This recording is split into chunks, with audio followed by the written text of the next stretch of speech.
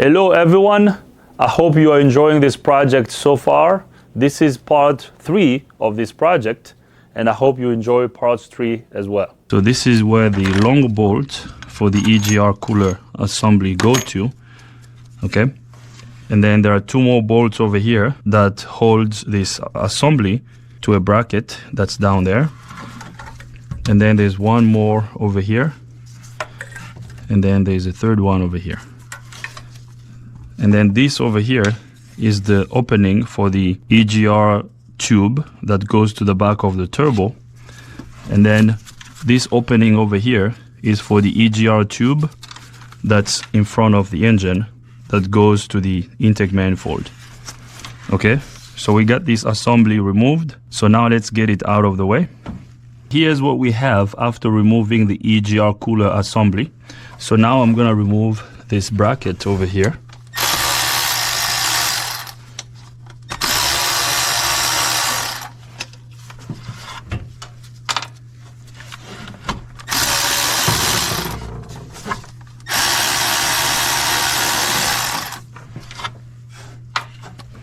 So now I'm gonna remove this bracket.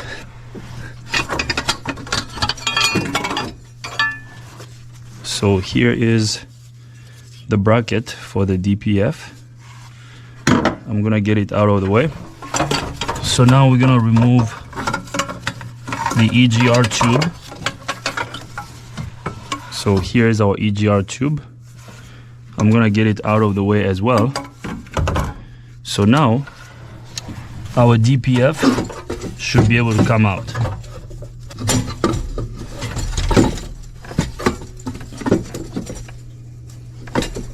Okay, I'm gonna leave the DPF up there for now.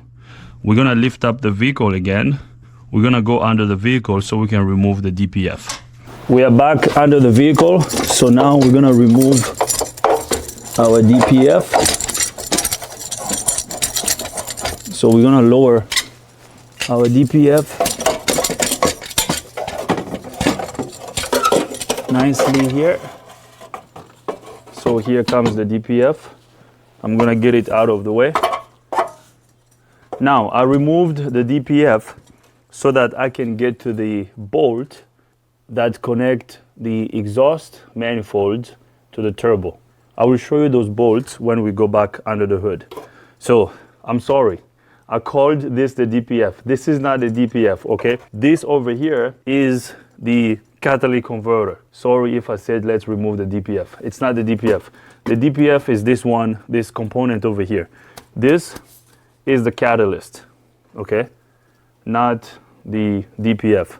Once again, this is the catalytic converter, not the DPF, okay? So I'm gonna get this out of the way. I know in some service information, this is called catalytic converter or catalyst. I've seen in some service info, they call this DOC, I guess, diesel oxidation catalyst. I believe that's what it is. That's the right name of this component. So this is not a DPF. All right, so I'm gonna get this out of the way. So now I'm gonna undo the turbo bolt.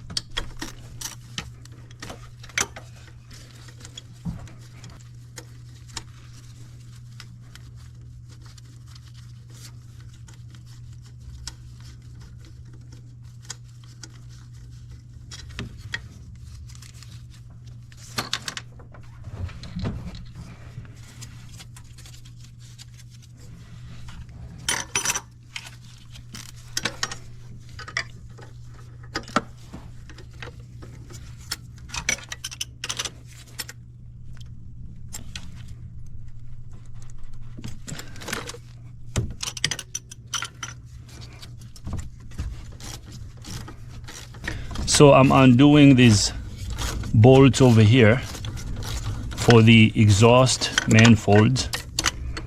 These bolts are so tight. So far so good.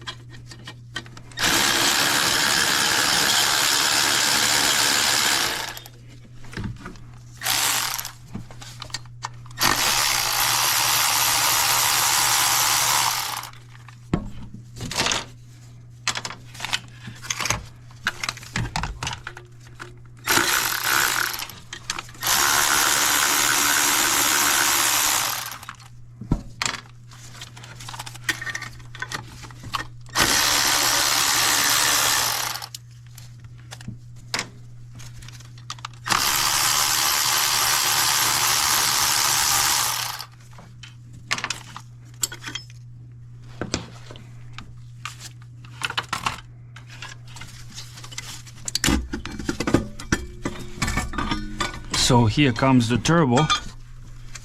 So the turbo is removed. So here it is.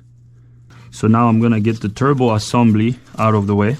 So I had to remove the bolt that go over here, here, and here. And then there are 3 more over here. And then the turbo bracket, this bracket over here, you have to undo the bolts that hold the turbo bracket on the block. So we have 1, 2. Now, I've heard people say that you can remove this turbo while the DPF is on. I don't know how, because you cannot remove this turbo with the DPF on. I mean, on these older model Sprinters. On the new Sprinters, they put, the tube that goes to the back of the turbo, the one that goes down to the DPF and the catalytic converter, there is a clamp around this area, so you can just remove this elbow. Then that gives you enough room to remove the turbo. That setup is on the newer Sprinters, like the 2013, 2012 and up. Okay, so because the bolts on this side, you can manage to get to the bolts on this side, but the thing is, this manifold over here, this turbo manifold, has to be removed. So as you can see, there's one bolt that faces this way, which you can get access to, but the one over here, these ones, there's no way you can get to these bolts when the turbo is sitting in the vehicle like this. Okay, so if these bolts were facing this way, if they were facing the back of the turbo, maybe we could have just undid them from this side, but since they face the front of the turbo, so that's why you have to remove the whole assembly. Okay, so I'm gonna get this out of the way.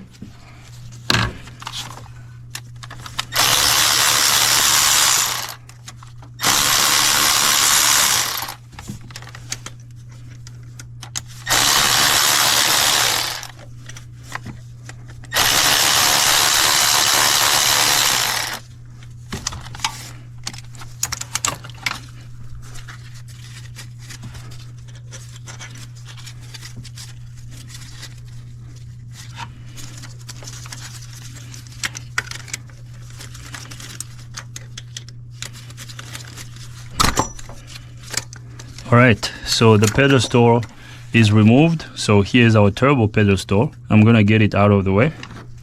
we removed the turbo pedestal.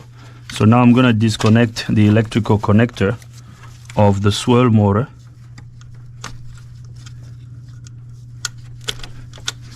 Just like that. Okay, so now our intake manifolds should be able to come out. Now I don't know if you can tell, we have a lot of oil down here. Okay, I'm gonna bring you under here so you can see how much oil we have around the oil cooler. I'm gonna show you down here.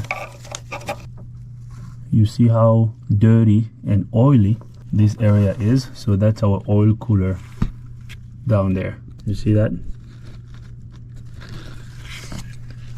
Okay. So now let's remove our intake manifolds. Now to get the intake manifolds removed, we're gonna remove all these bolts. Okay, so 1, 2, 3, 4, 5, and then we have more down here. And then I'm gonna undo these nuts over here, 1, 2, and then there's a third one underneath, and then this one, and then we have more bolts along the intake manifold, and then this one, and then this and that, and then the intake manifolds will come out. So now let's do that. So we're gonna start with this one over here.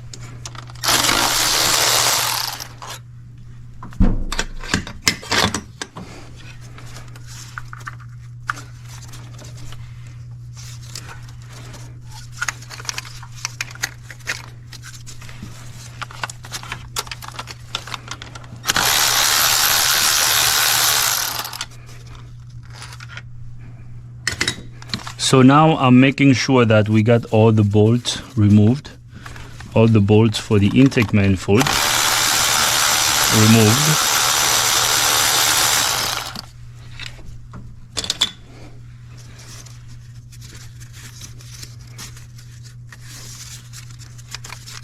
It looks like all the bolts are removed. I'm gonna disconnect our coolant temperature sensor here. Okay.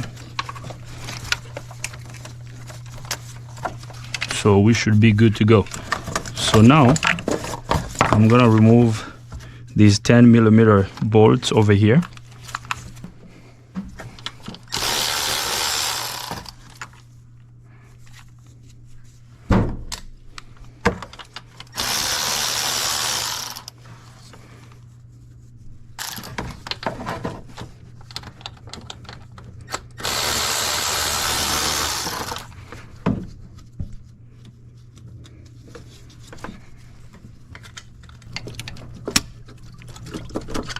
So our manifolds are now off the head.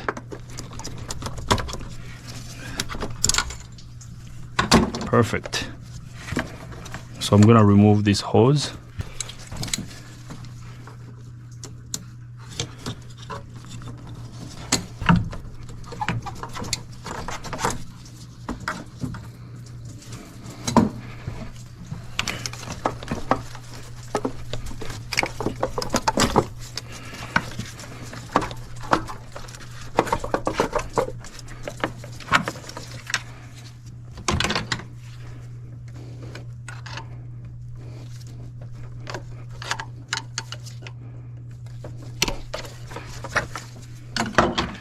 So here comes our intake manifold.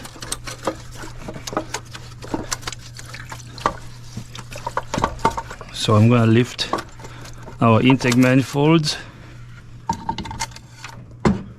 Okay. So here are our intake manifolds. I'm gonna flip them around. So let's check these intake flaps. Let's see if they're stuck. Oh, that's good. So these intake flaps are not stuck. Perfect. This is good, because I was wondering if these flaps were going to be stuck. So as you can see, our intake flaps are not stuck. So this is good. We're just going to replace the swirl motor and then we should be good.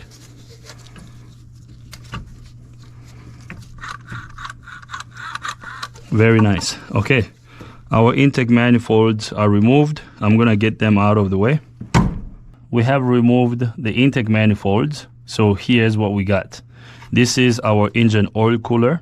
So now what I'm gonna do is I'm gonna clean off these surfaces over here off camera, and then I'll bring you guys back up so we can remove the engine oil cooler.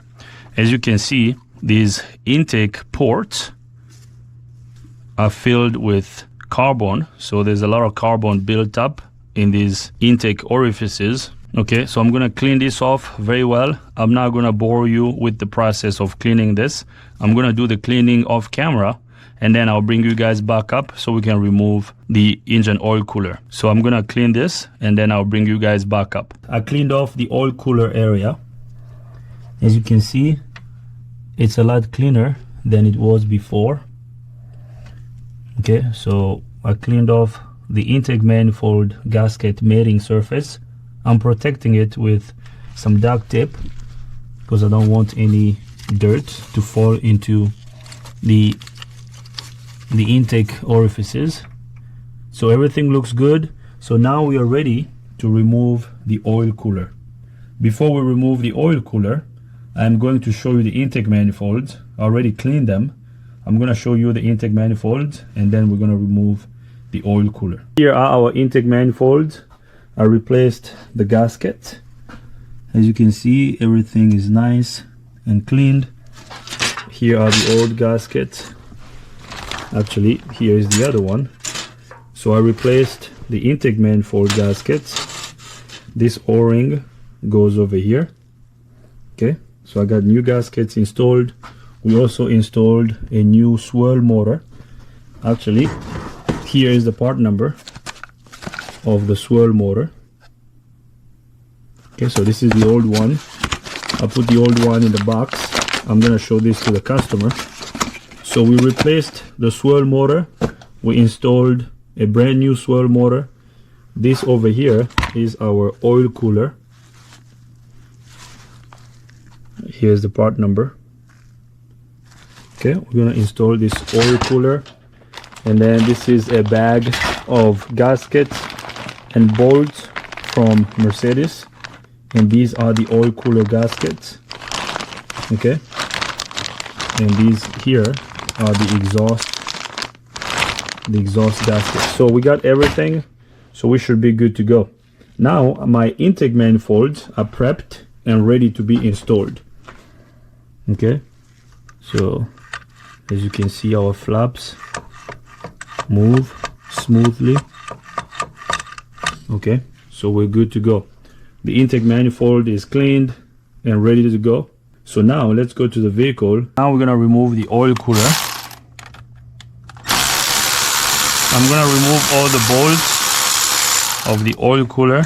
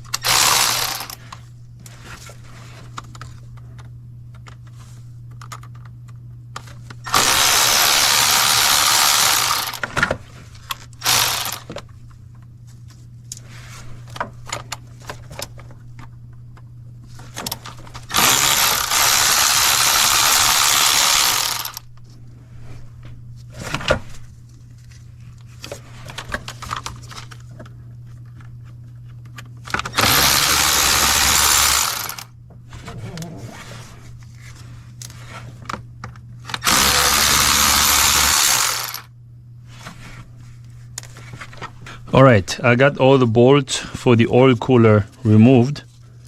I'm gonna get all these bolts out of the way, and then we're gonna lift the oil cooler just like that. So here comes our oil cooler. Here it is. Now when you replace the oil cooler, at the end it's recommended to drain the oil and do an oil change, because when you remove the oil cooler there is coolant that goes into the oil cavities, because right now, as you can see, there's a mixture of oil and coolant over here in this block valley. So we're gonna have to change the oil. Okay, so here's one of the oil cooler gaskets. So here's our oil cooler. I have a drain container underneath, so all this coolant is going in the drain container. Okay, so I'm gonna get this oil cooler out of the way, and then I'm gonna clean up this surface very well. Once I get everything cleaned up, and then I'll bring you guys back up so we can install our new oil cooler. I have cleaned the oil cooler surface off camera. Everything is cleaned. As you can see, it looks a lot better than the way it was before. So now we're gonna install our brand new engine oil cooler. I'm gonna put my oil cooler bolts right here. So these are the bolts for the oil cooler. Here is our brand new oil cooler. We're gonna get it out of the box. Now, I don't know if I have mentioned this already. When it comes to Sprinter vans, I always recommend my customers OEM parts. So everything we're gonna install on the Sprinter is OEM. All the parts are OEM. We got all the parts from Mercedes. So doing a big project like this requires doing it right and installing the right parts. It's not worth it trying to install aftermarket parts. So here are our brand new gaskets. We're gonna install them. We're gonna push them down and make sure everything is sitting. Okay. Now we have to be careful and make sure that these gaskets are not gonna move when we lower the oil cooler on its seat. So I'm gonna turn it upside down to see if the gaskets are gonna fall. As you can see, the gaskets didn't fall. So that's good. Our gaskets are sitting well in the groove. So that's good. So now I'm gonna lower my oil cooler down here, just like this. Okay, we got the oil cooler installed. So now I'm gonna start installing the oil cooler bolts, just one at a time.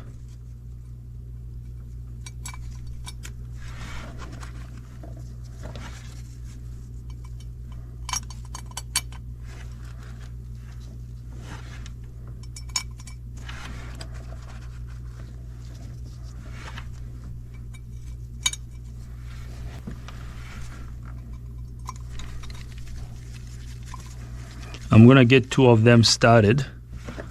I'm gonna get them snug across from each other just to keep the oil cooler from moving as I'm installing this bolt.